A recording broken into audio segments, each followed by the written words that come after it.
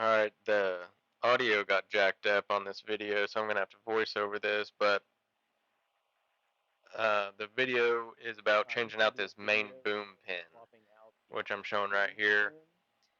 It goes on that position,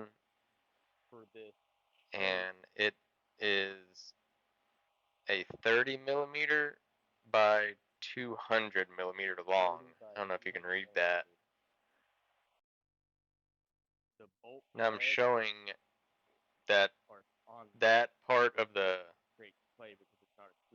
frame, I guess, the stock pin does not protrude enough, and the threads are sitting on that area. And I'm showing the 200 millimeter long pin will have plenty of room to make that space. And I didn't end up doing it, but you'll have to grind those off to get that hex holder out and make your own if you want to.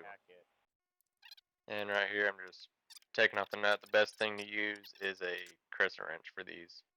And here I'm talking about every pin from the bucket all the way up to here, all the way to there is 25 millimeter pins.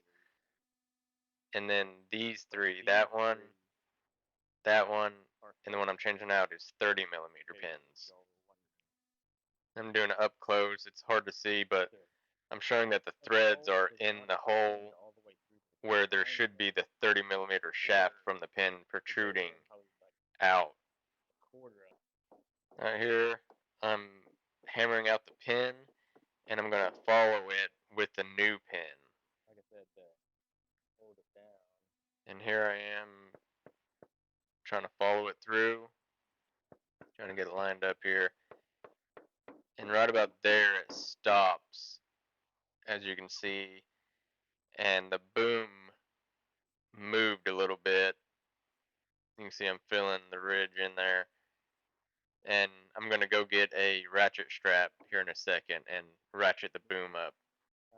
And you can see here I got the ratchet strap on the boom, looped it all through the little roll cage, sunshade, whatever you want to call it.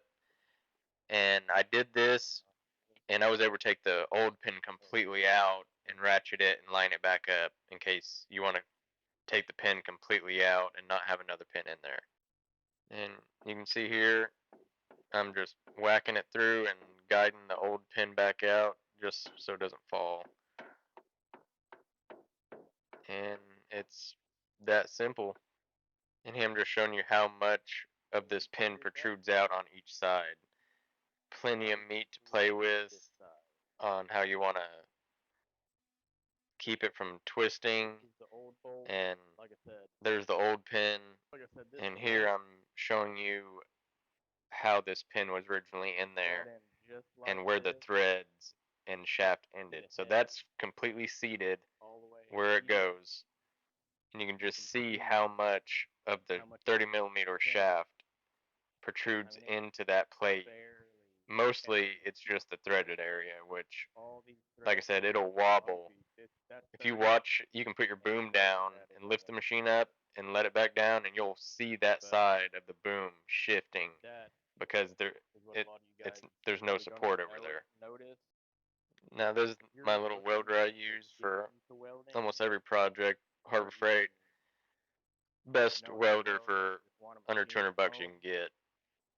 Only if you get the Lincoln wire to go with it. This thing, you clean the metal well and actually take your time and try to make it look good and weld good, and it will. Now here I'm just cleaning up the little paint they shipped it with. Finished cleaning this up.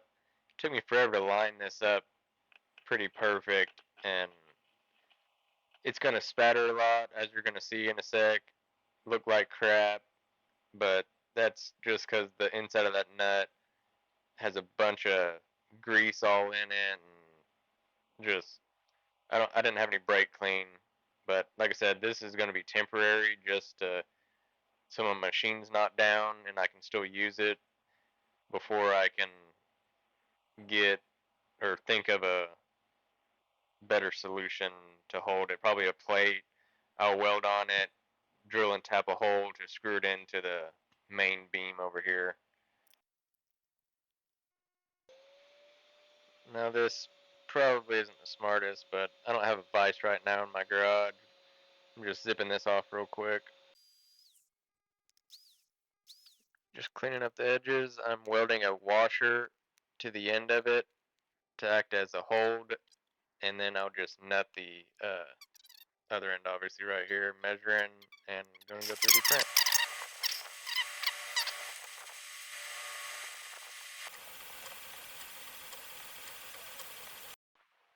Moment of truth. Ooh, yes. I could have tightened it up a little bit, but it'll do its job. It'll keep it from sliding out.